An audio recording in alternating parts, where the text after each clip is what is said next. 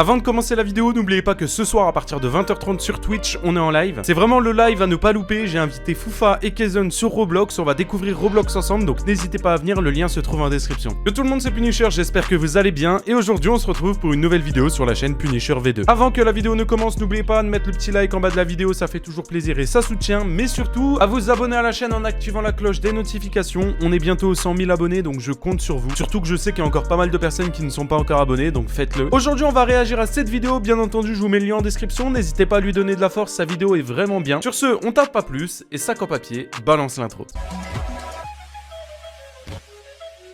Pourquoi le contenu Minecraft sur YouTube est devenu nul? C'est parti. Comme nul, cancer.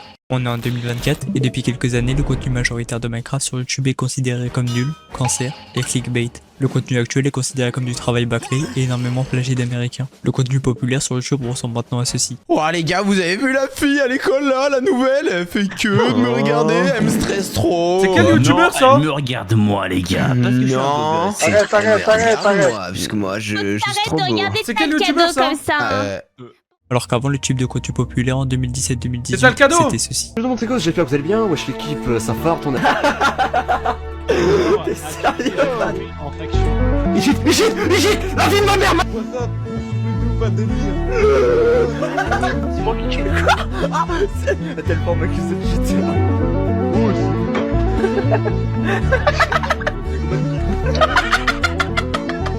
À l'époque c'était quelque chose Minecraft hein. Je pense que vous l'avez remarqué, mais le contenu est de plus en plus orienté vers les enfants. Les générations précédentes se demandant pourquoi le nouveau contenu tendance est devenu totalement débile. Pourquoi les youtubeurs sont passés à faire des vidéos que beaucoup aiment et que maintenant énormément critiquent. Pourquoi le public actuel sur Minecraft préfère des vidéos qui sont de moins en moins travaillées. Oh les gars, vous avez vu la fille à l'école là, Et orientées vers les enfants. Le centre C'est malade. d'intérêt du public qui se rapproche de plus en plus vers du contenu nul, cancer et clickbait dont on parlait. On a plein de youtubeurs qui sont passés à faire des vidéos Minecraft basiques à des vidéos orientées vers les enfants. Comme Ouais. par exemple Force Jumper qui faisait des C'est vidéos qui le très mec bien à droite? travaillées et qui maintenant C'est qui le mec à droite ici les gars? Là. C'est qui lui? Ah c'est Shadow. a des vidéos orientées à faire des shorts ou des vidéos Roblox tournées en un Vous connaissez quand même hein? Il y a eu la même avec Redkit spécialisé sur la redstone sur Minecraft avec une mécanique très compliquée qui demande de la réflexion et qui passe radicalement à un contenu orienté pour les enfants. Et ça il y en a plein comme Shadow Boss, Aspaz, Pokédraco, etc. En réalité c'est plutôt simple de comprendre pourquoi. Imaginez que vous êtes un créateur de contenu et que je vous donne ce dilemme. Premier choix, vous faites du contenu sur ce que vous aimez avec votre communauté que vous appréciez et votre salaire est à 15 000 € par an. Deuxième choix, vous faites du contenu sur ce que vous n'aimez pas trop réaliser avec une communauté que vous n'appréciez pas véritablement, car elle ne vous intéresse pas. Et votre salaire est à 15 000 € aussi par an. Logiquement, vous allez choisir le premier choix. Mais si maintenant je mets le salaire à 80 000 € par an pour le choix numéro 2, est-ce que vous maintenez votre réponse? Honnêtement, je ne pense pas. Si vous avez réellement conscience sur la valeur de l'argent, vous choisirez comme la plupart des gens le choix numéro 2. Et surtout si Logique. Qu'on soit honnête. C'est compréhensible. je vous dis qu'à la place de travailler 10 heures par vidéo, vous travaillerez au maximum 3 heures sur une vidéo. Ça, c'est la raison de pourquoi les créateurs de contenu se tournent sur du contenu optimisé pour divertir les enfants. Maintenant, posons-nous la question de pourquoi le public regarde ce genre de vidéos alors qu'elles sont de plus en plus nulles, cancer et clickbait. Ah Il faut savoir ça c'est une bonne question ça.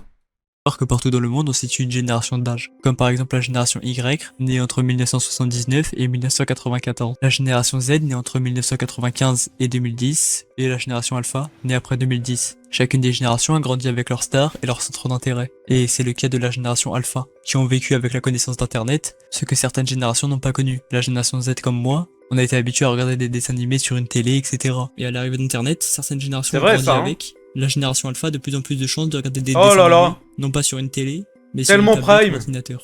Tout simplement car elles sont de Oggy plus en et plus les exposées à cafards, les Internet, aux ordinateurs et tablettes. Et c'est pas une bonne nouvelle. Les enfants de la génération alpha ont au maximum à ce moment-là entre 0 et 14 ans.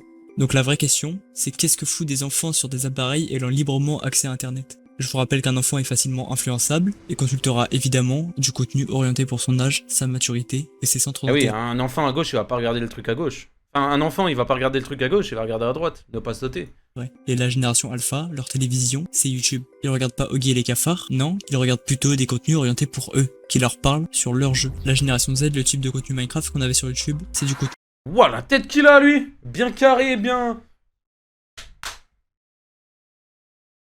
Magnifique. qui est maintenant dans notre nostalgie, et on ne le retrouvera pas. La nouvelle génération n'en veut pas, car c'était pas du contenu pour les enfants. Cows, Mushway par exemple, qui sont des piliers de la génération Z, en 2018, ne font pas des vidéos pour les enfants, à aucun moment. Et pourtant on aimait ce genre de vidéos. Notre type de contenu qu'on regardait à 10 ans ou 12 ans, c'est maintenant uniquement de la nostalgie. En fait, c'est ça. Il y a un mec, les gars, ça c'est trop réel ce qu'il vient de dire. À l'époque, nous, quand on regardait les vidéos YouTube, enfin, je parle de moi, parce que du moins, moi j'ai 23 ans. Quand j'étais petit, on regardait des vidéos qui n'étaient pas forcément destinées aux enfants. Admettons les vidéos de Meuchoué. C'était pas des vidéos qui étaient destinées pour les gosses. C'est vrai. Alors pourquoi maintenant, quand t'es petit, tu regardes des vidéos destinées pour les enfants?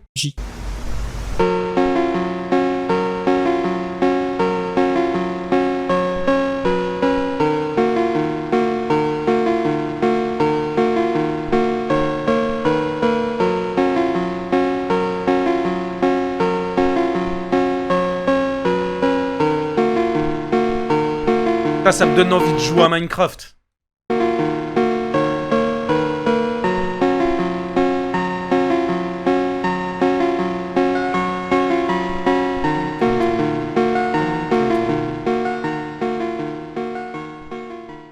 Ah, ça manque, hein. Maintenant, vous savez pourquoi le contenu sur YouTube a changé pour devenir un contenu pour les enfants. L'argent n'est plus un manque, et surtout, il y a un J'aime l'argent. large public. Énormément d'enfants ont accès à YouTube malgré leur âge. Maintenant, je vais vous dire pourquoi vous n'aimez pas ce genre de contenu. En fait, tout est une question d'âge et de maturité. Si vous donnez à regarder des dessins animés, je sais pas, type Ziggy et Charcot, Oggy et les cafards à un enfant de 8 ans, mais si vous donnez à regarder la même chose à un grand-père de 70 ans, il va se faire chier.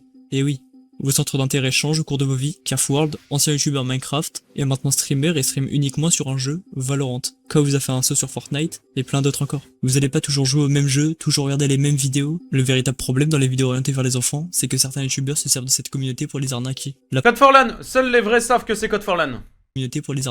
La première vraie arnaque que j'ai connue sur YouTube, c'est ça. Une carte Google Play de 50 € est cachée dans la vidéo, sois le premier à la retrouver pour gagner cet argent. Mais là encore, c'était pas véritablement méchant. Il ment pour faire croire qu'il y a quelque chose à gagner, alors qu'en réalité, il y a rien. C'est seulement pour gagner du watch time et faire référencer la vidéo. Mais d'autres youtubeurs font bien pire et font des choses vraiment pas bien, sachant que leur communauté sont des enfants facilement manipulables. Du coup, est-ce que c'est vraiment mal de faire des vidéos orientées sur les enfants? Bah, pas vraiment en fait. Du moment que le créateur de contenu n'arnaque pas son public. En fait, c'est ça. En fait, le problème, c'est que il a raison. En vrai, tu fais des vidéos pour les gosses, y a rien de mal. Mais quand tu regardes la plupart des personnes qui font des vidéos pour les gosses, ils partent trop en couille et ils respectent pas cette barrière-là de... Pas vidéo... Enfin, tu les arnaques pas, tu fais pas de vidéos sur le sexe, tu fais pas de vidéos bizarres, tu sais. En fait, ils cassent cette barrière-là et ils s'en battent les couilles. Pour eux, il y a pas de barrière. Ça fait que là, c'est dangereux. Et du coup, bah, même des mecs comme moi, les vidéos pour les gosses, eh ben on trouve ça éclaté et tout de suite on boycotte. Ah, toi tu fais des vidéos pour les gosses. Ah, vas-y, dégage, tu vois. C'est exactement la même chose que si vous regardez des dessins animés. Un youtubeur n'est pas un mauvais youtubeur simplement parce que vous n'aimez pas son contenu. Non. Ouais. Il ne faut pas dire que quelqu'un est mauvais seulement parce que son contenu est mauvais. Je prends l'exemple de First Jumper.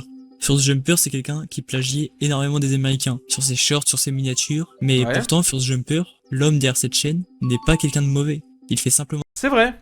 Des vidéos orientées vers les enfants, mais rien de plus. Il arnaque personne, il ne ment pas. Ça, First Jumper ne représente pas un danger. Bon, après il plagie énormément. Oui, il a plagié des miniatures, oui, il a volé des shorts, mais la personne est totalement clean. Dans un sens, First Jumper n'est pas quelqu'un de très malhonnête.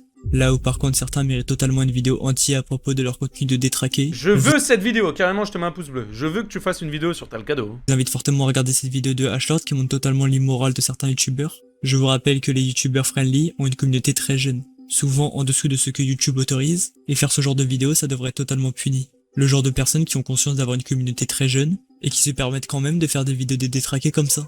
Le problème là ce n'est pas le contenu, mais les propos dits dans la vidéo. Et des scénarios qui s'approchent presque de la pédophilie, voyeurisme, enfin bref.